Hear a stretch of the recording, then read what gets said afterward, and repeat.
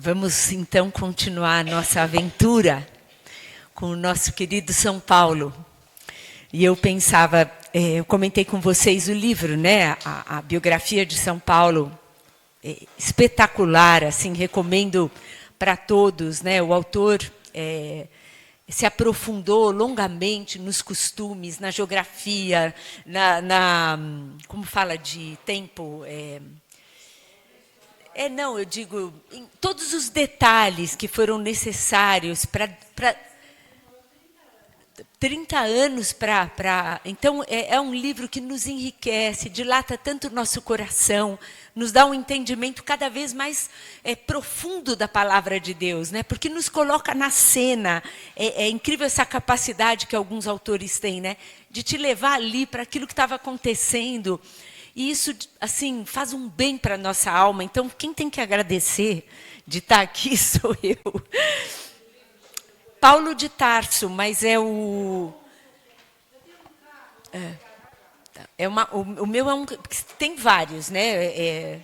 Com a capa amarela, grosso, É espetacular. Então, e aí eu pensava, né? Falei, meu Deus, 3 encontros com essa riqueza, né? Como que eu vou dividir isso? Enfim, eu rezava e dizia, Senhor, né, o que o Senhor quer? Né? O Senhor vai me conduzir por essas páginas e aquilo que saltar aos meus olhos é a tua vontade. E foi assim que eu fui fazendo e consegui, lógico, um aperitivo dos aperitivos, não tem nem nome de aperitivo isso, mas para nos dar o gosto de mergulharmos profundamente cada carta de Paulo, cada palavra dele, né, que é impregnada do Espírito Santo, que isso possa nos seduzir, né, e nos deixarmos seduzir por Cristo e tudo o que Ele quer fazer na nossa alma, que não é pouco. Né, acreditem, não é pouco. Nós não estamos aqui por um acaso, por falta do que fazer melhor. Não, porque Deus tem algo. Deus quer nos usar como usou Paulo, como usou Silas, Timóteo e tantos outros que se deixaram conduzir por Deus e que entenderam, né, aquilo que a Maria Teresa falava, era uma frase que ela falou, sem Deus nós não somos nada, gente, nada. E a hora que nós descobrirmos essa grande verdade, que nós nos achamos, esse é o problema nosso. Nós nos achamos demais, mas a hora que a gente entende esta verdade, que nós não somos nada, nada, que nós dependemos em tudo da graça de Deus, foi o que esses homens descobriram. Aí eles se abandonaram e Deus pôde fazer grandes coisas. Então vamos lá, vamos chegar mais pertinho de Paulo nesse terceiro encontro nosso, né? Paulo vai continuar suas viagens. Como a gente viu na semana passada, a grande luta de Paulo até o fim da vida dele foi para combater as idolatrias daquela época, que não são muito diferentes das idolatrias de hoje. Né? Por isso que nós precisamos ser esses homens e essas mulheres conduzidos pelo Espírito Santo para levar a luz de Cristo aonde nós formos. É para isso que Deus quer nos usar. E precisamos sim dizer, eis-me aqui, Senhor, usa-me, espreme a minha vida, eu quero consumir a minha vida, né, por amor do Senhor, para devolver esse amor, esse louco amor que Deus tem por nós. Então Paulo se deixou seduzir, né, porque se sentiu muito amado. Eu acho que esse é o grande segredo de todos os santos, saber-se amados por Deus, até a loucura. Tanto que Paulo vai ter aquela frase tão forte. Ele me amou e se entregou por mim. Nós precisamos acordar e ser a primeira coisa no espelho. Ele me amou e se entregou por mim. É para Ele que nós vamos viver. Para esse Deus que se deu inteiro por nós. Então, vamos lá vai Paulo, né? Sua nova viagem, deu uma descansadinha, a descansadinha dele deve ter sido de meio-dia, né? Já renovou as forças, já fez a sua malinha.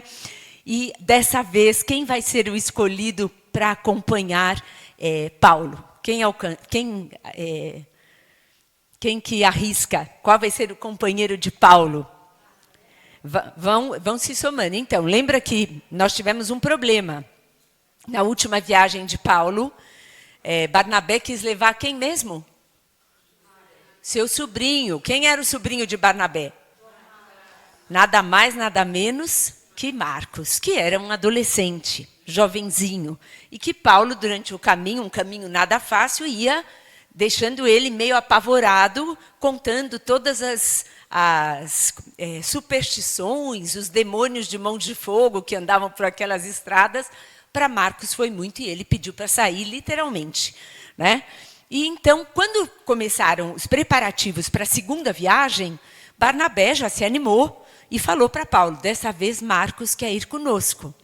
E o que São Paulo fez? Não deixou, né?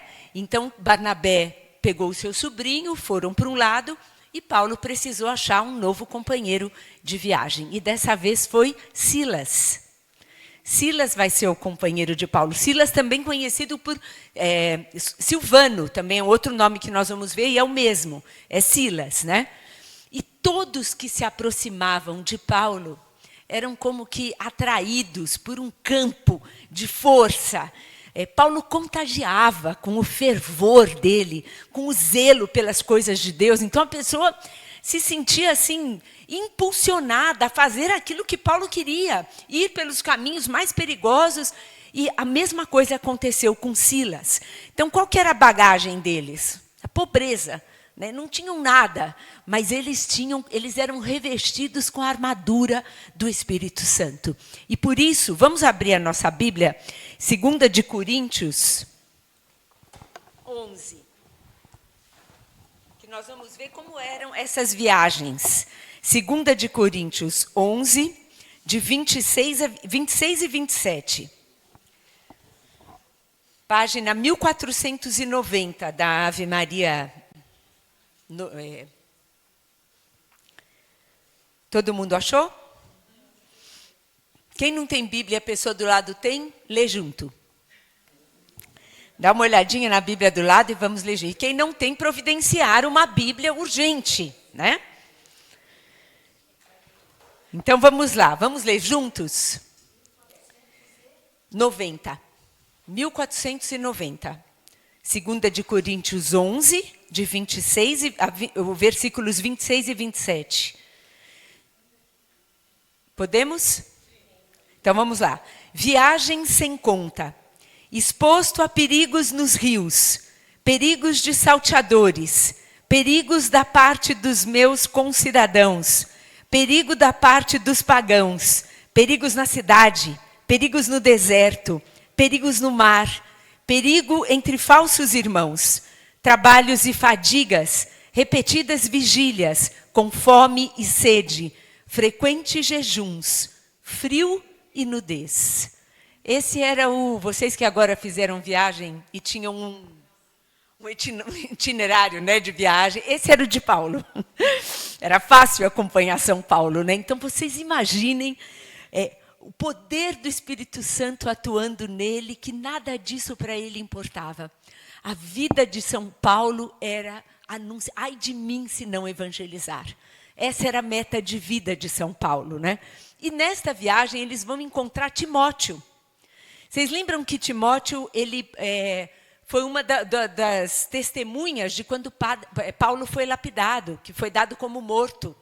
Né? Lá estava Timóteo, e Timóteo vai se juntar a eles. Então a gente vai vendo o trabalho de São Paulo como o próprio Jesus, juntando seus discípulos, formando aqueles homens. Vão ser para Paulo como filhos do coração. É muito bonito como ele vai falar desses homens que ele foi formando, né? E Timóteo conhecia as escrituras de cor. Timóteo aprendeu as escrituras no colo da mãe, no colo da avó. Então, o autor do livro, ele vai falando, né, a importância que nós temos na vida dos nossos filhos, dos nossos netos, de tomá-los no colo, de falá-los das coisas de Deus, porque isso vai impregnar o coração deles. E assim cresceu Timóteo. Dá para a gente entender bem o mundo de hoje, tão longe da palavra de Deus, né? As gerações que estão sendo formadas sem essa pregação tão importante, né? Timóteo falava e escrevia o grego como língua de nascença, né? Timóteo era um homem inteligentíssimo. Paulo, então, vai preparar Timóteo para ser ordenado sacerdote. Vai ser todo esculpido por São Paulo, esse homem, né? E o nome da mãe e da avó, vocês vão, quem está acostumado com as escrituras, vai lembrar, né? Da Eunice e a Lóide, né? Mãe e avó de Timóteo, né? Então, agora ele iria acompanhar Paulo. E ele vai falar, né, que Timóteo foi para ele um secretário incansável. E Paulo vai rasgar elogios para Timóteo. Eu vou ler um para vocês aqui, que é em Filipenses 2, que é tão bonito ele falando de Timóteo, que ele diz assim, 20 e 22. Ele diz assim, pois não há ninguém como ele, tão unido comigo em sentimento, que com tão sincera afeição se interessa também por vós. Ele diz, todos os demais buscam os próprios interesses, e não os de Jesus Cristo. Quanto a ele, conheceis a sua inabalável fidelidade. Tal como um filho ao pai, ele se dedica comigo ao serviço do Evangelho. Esse foi Timóteo na vida de Paulo, né? Como marcou. Imagina para Timóteo, né? O quanto ele ficou impregnado do espírito paulino, né? Então, o que nós vamos vendo? Essa geração dos primeiros, São Pedro, São Paulo, formando os que viriam depois deles, né? Ensinando passo a passo. Por isso que nós vamos ler, né? O que aprenderam, eles ensinaram. O que receberam, eles transmitiram. Assim é a nossa fé. Por isso que a doutrina da nossa igreja não é só baseada na Sagrada Escritura, mas em quem mais? Na Sagrada Tradição, desses primeiros que beberam na fonte, que ouviram do Senhor, e os que ouviram do Senhor foram passando para os outros, né? Até chegar a nós, né? Essa fé maravilhosa que nós temos. Então, uma geração formando a outra. Paulo, para tomar as suas decisões, por onde ir, por onde começar, Paulo tinha vários desejos. Um dos desejos do coração de Paulo era evangelizar Roma. Mas Paulo dizia que Roma era território de Pedro. Depois ele vai para lá. Mas ele sabia vencer-se, né? Os seus desejos, os seus planos. Como que ele fazia isso? Em oração. Paulo era verdadeiramente um homem conduzido pelo Espírito Santo. Nós vamos ver, né, muitos chamam o livro dos Atos dos Apóstolos do Evangelho do Espírito Santo. E quem lê o Evangelho de São Lucas, quando chega no último capítulo, pode pular para o primeiro de Atos, que é uma continuidade, né? Aonde nós vamos vendo o que? Essa pessoa do Espírito Santo. Que antes a gente via em forma de pomba, de água, de fogo. No livro dos Atos dos Apóstolos, essa pessoa que impulsiona Paulo, que impede Paulo. Nós vemos o Espírito Santo agindo e Paulo se deixa conduzir. Paulo foi um homem de uma vida sobrenatural, uma vida de oração. Paulo conseguia ver como tem que ser a nossa vida. Tudo o que acontecia para Paulo, nós acabamos de ver. Frio, fome, naufrágio, ladrões. Ali ele encontrava Deus. Ele conseguia ver as mãos amorosas de Deus. Mesmo nos piores sofrimentos, Paulo se encontrava com Deus. Eu fico pensando o que aconteceu em Damasco no coração daquele homem. Meu Deus, essa força, Cristo irrompeu aquele coração de uma forma como quer irromper o nosso. Quando nós lemos a vida dos santos, quando nós estudamos os santos, nós não podemos pensar que é uma coisa que aconteceu, puxa, que sorte daqueles homens que viveram naquela época. O nosso Deus é o mesmo, hoje. Esse mesmo Deus que irrompeu o coração de Paulo, quer irromper o seu coração, o meu coração. Quer que nós nos deixemos usar como esses instrumentos extraordinários na vida das outras pessoas. É o mesmo Deus que continua atuando hoje, Jesus Cristo ontem, hoje e sempre. Essa é a nossa fé. Precisamos quebrar o nosso coração, deixar que isso aconteça. Nós vamos ver Maria Madalena, Zaqueu e tantos, a Samaritana, tantos que perceberam isso, que ali nós temos esse Deus vivo no meio de nós, que quer fazer a mesma coisa. Então ele vivia nessa atmosfera sobrenatural. Essa atmosfera, nós precisamos ter esses pés no chão, sim, vivendo nesse mundo, com tudo que tem para viver. Se Deus permitiu que hoje eu e você estivéssemos nessa sociedade, do jeito que está, com as maluquices que estão acontecendo, é porque Ele iria e nos capacita a cada dia viver, pés no chão. Mas o nosso coração em Deus, o nosso coração nas coisas do alto, nas coisas eternas. É isso que vai nos dar a fortaleza que nós precisamos para viver cada dia nesse mundo. Então, Paulo e os seus companheiros, agora Silas e Timóteo, eles tinham plena confiança em Deus. Eles sabiam que eles estavam vivendo o sonho de Deus para eles. Então, nada os impedia. O que nos impede ainda? Quais são os nossos medos? Quais são os nossos receios para anunciar Cristo? Né? No meio, como vai dizer São Paulo numa das cartas, brilharmos como luzeiros no meio dessa sociedade depravada. O que nos impede de viver isso? Vamos pedir hoje que o Senhor ponha abaixo, que a gente possa sim fazer a diferença onde Deus nos colocar. E Paulo sabia, se o Espírito Santo fechava uma porta para ele sabia que muitas outras seriam abertas. Nada tirava a paz de Paulo. É parecido com a gente, né? Quando uma oraçãozinha nossa não é atendida, brigamos com Deus, né? Deixamos de rezar, fazemos pirraça. Nada tirava a paz de Paulo. Não é para eu ir para cá? Ok, vou esperar aonde o Espírito Santo vai me conduzir e lá vou eu. E ele dizia, a palavra de Deus não está acorrentada. Né? Aquilo que ele queria era que o mundo conhecesse Jesus Cristo. Conquistar o mundo para Cristo. Então, em Troade, adivinha quem vai se juntar a este grupo seleto? Nada mais, nada menos que São Lucas. Vai encontrar esses três, se junta. Lembrando, né, o que São Lucas foi fazer lá? Lógico, se juntar a Paulo, aprender com ele, viver com eles todo aquele início das conversões que fascinavam aqueles homens, mas também cuidar de Paulo. Vocês lembram na semana passada que eu falei que Paulo foi atingido por uma peste, que ficou doente? Então, você imagina, né? O nível da peste, Paulo ainda não estava bem. E veja o que eu falei. Paulo não estava bem.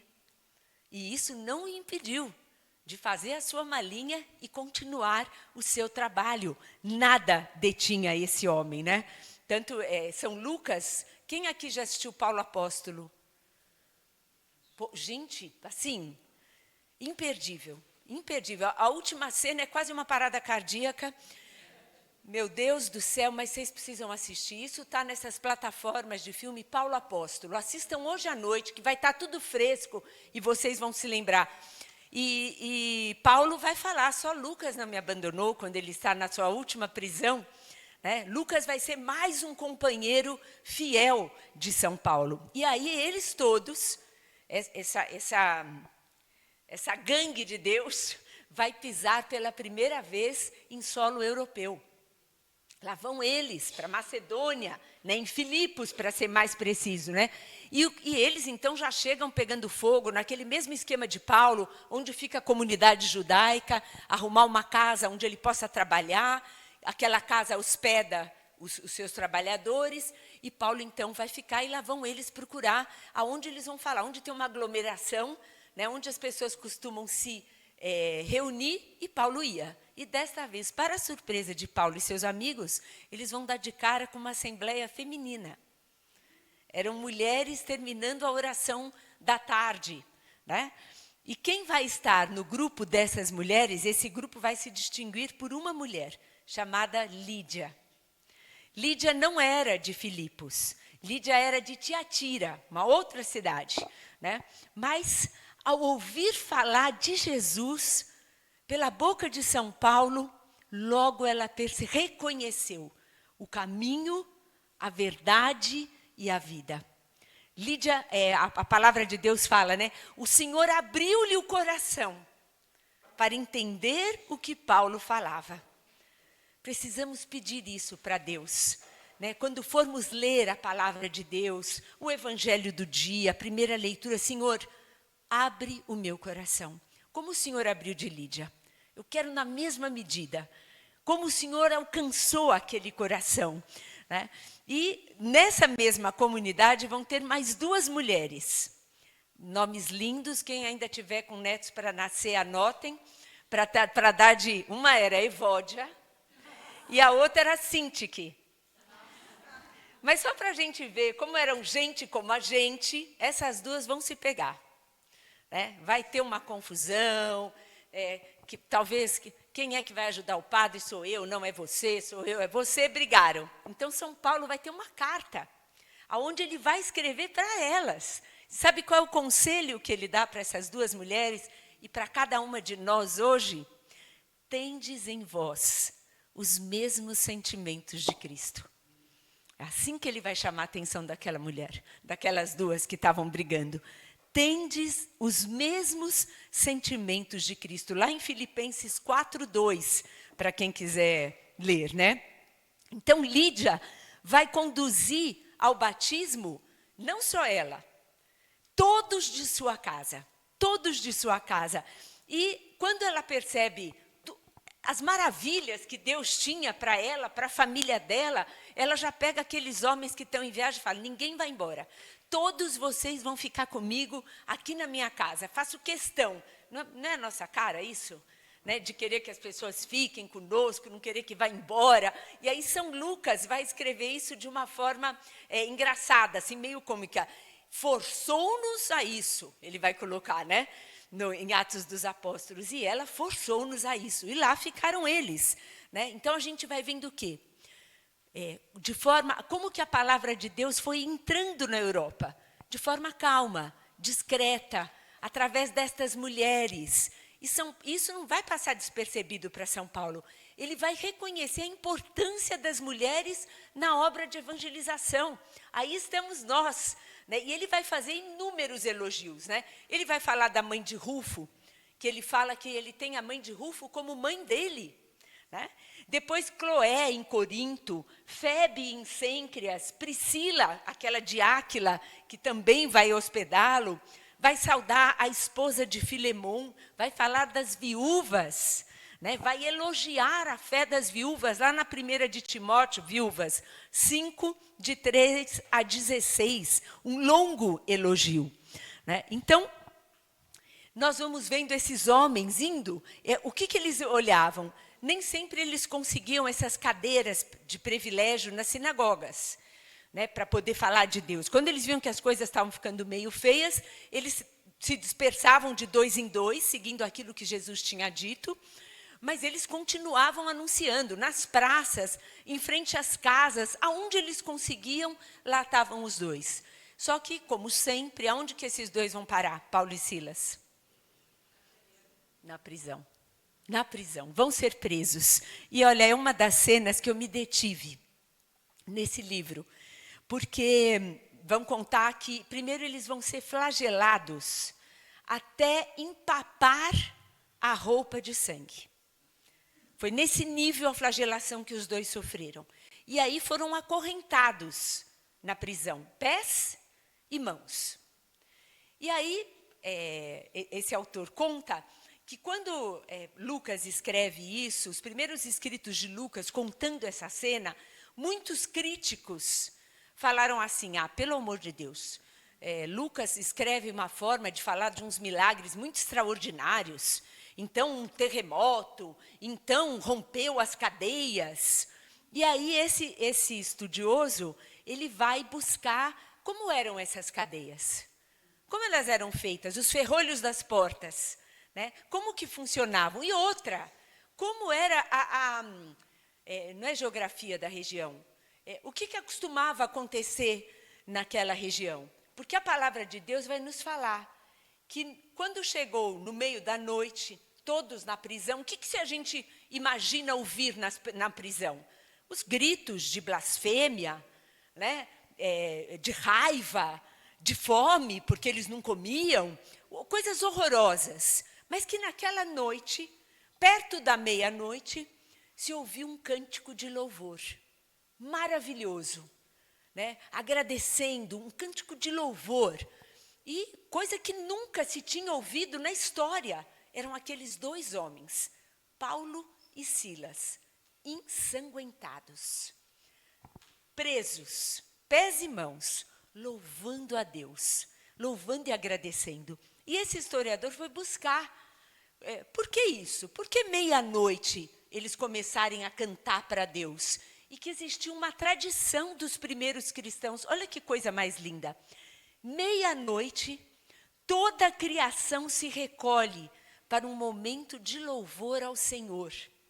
Então, que os homens ou as mulheres que eram casadas com pessoas não convertidas, meia-noite se levantavam e iam para um lugar para poder entoar esse grande louvor ao Senhor. E os primeiros cristãos também acreditavam que a segunda vinda de Jesus seria meia-noite. Então, eles preparavam com um grande louvor. Enquanto eles louvavam, aconteceu um grande terremoto. E todas as cadeias, não só de Paulo e de Silas, todos os que estavam presos se romperam. E as portas das prisões se abriram. Então, esse homem fala, esta região, ela sofria de vários abalos sísmicos. Só que Deus, da mesma forma que Deus enviou um anjo para Pedro, quando Pedro estava preso, para soltá-lo, como Deus abriu com Moisés o Mar Vermelho, naquele momento que Moisés precisava... Sabemos que a abertura do Mar Vermelho não é uma coisa que aconteceu uma única vez, mas que era um fenômeno que se dava, porém que era naquele momento em que Deus precisava que a graça acontecesse, ele intervém. E é a força do louvor daqueles homens, né? Rompem as cadeias, caem as cadeias. E nós sabemos que da mesma forma que quando a gente lê a prisão de Pedro, o que fala que os primeiros cristãos estavam fazendo quando Pedro estava preso? Todos unidos em oração. Tanto que quando Pedro bate na porta, eles vão achar que é um anjo, que não é Pedro, que Pedro estava preso. Como que Pedro aparece, né, na porta da casa deles? Da mesma forma, enquanto Paulo e Silas estavam presos, na casa de Lídia, todos juntos, em oração, pedindo pela... Vocês percebem o poder da oração de intercessão? O poder da oração de louvor desses homens, quando tudo tá dando errado, morrendo de fome, empapados de sangue, com dores pelo corpo inteiro de tanto que apanharam. Da onde vinha a força daqueles homens? Entoar louvores para Deus. A palavra de Deus vai falar, é no louvor que Deus habita. É no louvor que Deus habita. Quando as coisas estão ruins, quando nós não estamos conseguindo ver luz no fim do túnel, como a gente fala, pega uma boa música, um Padre Marcelo Rossi, estou meio desatualizada, um Frei Gilson, né? com músicas que nos fazem rezar. Né? Quando nós vemos aquela aflição, aquela angústia, ela está se dissipando. Por quê? Porque Deus está ali, naquele louvor forte. Muito bem, tudo isso aconteceu. As cadeias se quebraram. Os prisioneiros viram as portas, que eram de ferrolhos, muito, não, mas simples. um terremoto abriria com certeza aquelas portas. Então todos saíram. Só que Paulo e Silas convenceram que ninguém saísse daquele lugar. Nisso, o carcereiro, quando deu o terremoto, veio da casa dele para ver o que estava acontecendo na prisão, olha para as portas todas abertas, nenhum preso dentro das prisões. O que ele quis fazer? Se matar. Falou, eu estou perdido, perdi todos os prisioneiros. E daí ele escuta uma voz, dizendo, não te faça mal algum. Estamos todos nós aqui. Você imagina a cabeça desse carcereiro, que começou a pensar, meu Deus, esses homens que eu prendi são realmente mensageiros do verdadeiro Deus. Do verdadeiro Deus. Então ele olha para aqueles dois fascinado, como que eles estavam lá, que não tinham, e ainda tinham convencido os outros.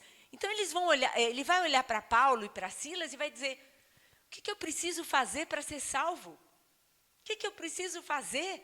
Né? E nós vamos ver um outro personagem nessa mesma linha. Lembra quando o Filipe é colocado com o eunuco? E que o Filipe pergunta para ele, né? Você está entendendo o que você está lendo? Ele estava lendo a palavra, e o eunuco fala, mas não tem o que me explique. E então Filipe explica para o eunuco, e o eunuco fala para ele, olha, o que me impede de eu ser batizado? A água está ali, vamos parar agora. A mesma sede desse carcereiro. O que me impede? Né? Senhor, o que é necessário, ele vai falar, para eu me salvar? Né? Então, ali no pátio, naquela prisão, dores no corpo, de novo eu vou repetir para vocês. Roupas empapadas de sangue, dores terríveis, famintos. Aqueles dois fazem uma linda pregação, uma linda catequese para todos aqueles que estavam presos. Cumprem o seu dever. Em primeiro lugar, a misericórdia que eles sentiam por aqueles homens, por aquele carcereiro que estava pedindo a salvação, vai além das suas dores, do seu cansaço, da sua fome. Né? Paulo, vendo que tinham disposição para receber a graça, e qual que é a maior disposição? Um coração sedento de Deus, um coração sedento da ânsia de salvação, como aquele eunuco, aquele homem tinha. E aí é que São Paulo vai dizer para ele aquela frase que todo mundo ama. Crê no Senhor Jesus e será salvo tu e tua família. Imaginem a alegria do coração daquele carcereiro. Levaram os dois para casa, curaram as feridas, deram de comer. Né? Então foi dos milagres aqui, essa foi a única cidade que Paulo não saiu fugido. Foi essa. Porque o que aconteceu? Eles foram flagelados. Lembra que São Paulo era cidadão romano? Silas também era cidadão romano. E eles continuaram depois na prisão, tanto que os grandes, os magistrados, foram lá ver Paulo na prisão, que Paulo era uma figura já conhecida. E quando ele chega lá e vê Paulo e Silas, Paulo faz a pergunta para ele. É certo vocês flagelarem um cidadão romano? E aí o homem fica apavorado. Não, né? Não podiam ser flagelados. Então eles falam, olha, não, então está tudo bem, soltem os dois, vão embora. Então eles vão. O que a gente percebe de Paulo? Ele sabia que Deus precisava usá-lo. E tanto que tem horas que ele fala, né, eu não sei se eu sou mais útil morto para me encontrar com Deus, ou se Deus quer que eu continue vivo. Era Paulo, ao mesmo tempo que ele queria ficar para evangelizar, ele queria se encontrar com Cristo. Né? Mas ele sabia, então ele usava horas de ser um cidadão romano, horas de ser um fariseu. E assim ele ia escapando. Né? Eu pensava muito como Jesus, né? Ainda não chegou minha hora. Né? E também Jesus, queriam apedrejá-lo, e Jesus passava entre eles, não era a hora. E Paulo a mesma coisa, ele ia usando dessa sabedoria para ir conduzindo a vida dele. Né? Então, lá vão eles embora, e Paulo, Silas e Timóteo, para uma nova aventura. Lá vão os três. E quando eles chegam na próxima cidade para evangelizar, já era um sábado. Sábado, o judeu faz o quê? Sinagoga, né? Vão para a sinagoga ouvir a palavra de Deus. E quando eles entram lá, qual é a palavra que está sendo anunciada? Isaías 53. O servo sofredor. Né? E aí Paulo vai dizer que o verdadeiro Messias traz uma coroa de espinhos. Ele vai dizer para aqueles homens que a cruz de Cristo era a grande, sagrada e imprescindível necessidade de cada um deles, como é para nós. A cruz de cada dia é uma necessidade na nossa vida, para nós abraçarmos, para não nos separarmos de Cristo. Cada cruz, as cruzes que se apresentam na nossa vida, a cada minuto, é Cristo que pergunta por nós. É Cristo que nos quer agarrados nele. Vou perguntar uma coisa, vocês precisam responder com muita sinceridade. Se tudo tivesse paz e amor na tua vida, você estaria aqui? Vamos ser sinceros? Bendita a cruz, bendito o sofrimento que nos mantém ali, agarrados em Cristo, como mendigos, pedindo a sua graça todos os dias, indo buscar a Eucaristia, alimento da nossa alma, para continuarmos a nossa batalha aqui. Paulo entendia isso, a riqueza do sofrimento, a riqueza da cruz, né? É o que, para nós sermos verdadeiramente felizes aqui e depois, porque Deus sim nos quer felizes aqui, não é para ser... Talvez a maior parte do tempo esse vale de lágrimas, mas Deus quer nos dar dedadas de mel, senão a gente não aguenta, né? Mas para nós sermos felizes aqui depois, nós precisamos abraçar a cruz e encontrar na cruz o nosso Deus que espera por nós. Então lá vão eles, mais 3 sábados de pregações fortes nas sinagogas. As pregações de Paulo, gente, eram como trovões, sacudindo aquelas almas, sacudindo. Muitos se converteram, outros se uniam e tramavam de novo contra Paulo, para que ele fosse ou preso, para que ele fosse flagelado. A vida dele era essa, né? Sofrer por Cristo. E para Paulo isso era uma grande alegria. Ser digno de sofrer por Cristo. Olha a cabeça de Paulo, né?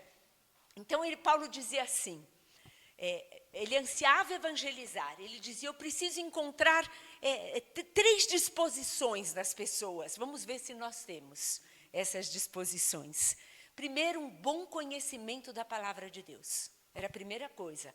Os judeus normalmente eram ensinados, desde pequenos, eles tinham isso. Segundo, desejo da verdade. Quem deseja a verdade encontra quem, gente? Cristo. Não tem quantos se converteram buscando a verdade. Encontraram Cristo, caminho, verdade e vida. E terceiro, temor de Deus. Não querer ofender esse Deus que nos ama com amor eterno. Encontrava isso, prato cheio para Paulo, lá ia ele, com tudo. E Paulo, ele se interessava, olha que espetáculo isso, pessoalmente, pelas pessoas que ele convertia. Ele acompanhava, ele ouvia, ele acolhia, a pessoa se sentia única perto de Paulo, né? Então, era uma escola para Timóteo. Não só para Timóteo, mas para todos que caminhavam com Paulo. Como tratar uma alma, né? E eles foram como que absorvendo esse espírito que Paulo era o mestre deles, né? Paulo se espelhando no próprio Cristo. Foi mestre para tantas pessoas. Então, eles tinham uma delicada e mais uma íntima união com o Senhor. E isso que é cristianismo. Isso, união com Cristo. Ter os pensamentos de Cristo. Né? Ser outro Cristo. Isso é cristianismo. E Paulo entendeu isso. E ele foi quantas vezes ele precisou morrer para ele mesmo, né? Para poder encontrar Cristo. Morrer para a sua vontade. O cristianismo é algo vivo, algo real, pelo qual se deve sofrer e morrer.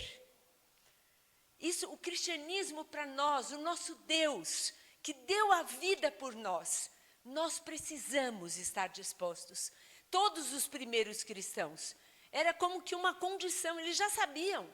Quem se convertia naquela época, já vinha junto a grande possibilidade de ser o quê? Mártir. De dar a vida, tanto que nós vamos ver depois muitos santos que o sonho deles era ser mártir. Santa Teresa sai correndo para onde está tendo uma guerra, porque ela queria morrer por Cristo. Né? Eles já sabiam, isso estava no cristianismo, né? Esse desejo de dar a vida por Cristo.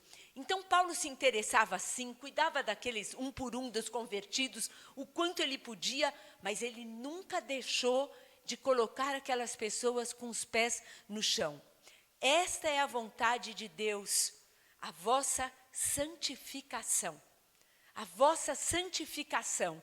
Né? E nós teríamos tanto aqui para pensar, tem tantas passagens, né? Dá para fazer seminários infinitos de São Paulo, porque é uma mais rica que a outra, né?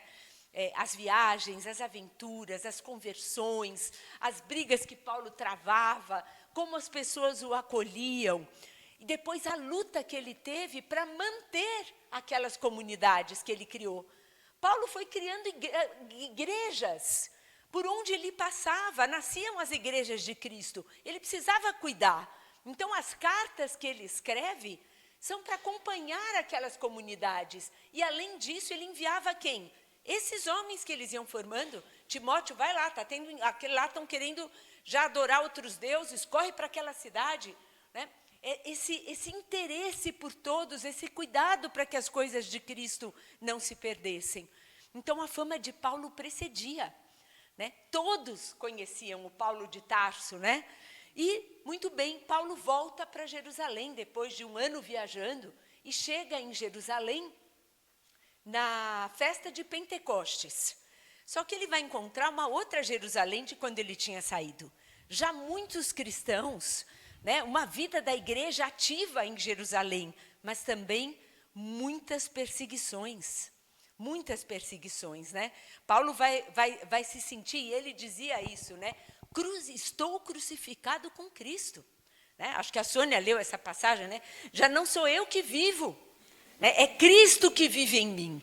Né? E ele, mais do que ninguém, podia dizer uma coisa dessa, mas assim, nós precisamos ter esse desejo no coração. Eu quero repetir isso que Paulo falava, que é Cristo que vive em mim, que já não sou eu, né?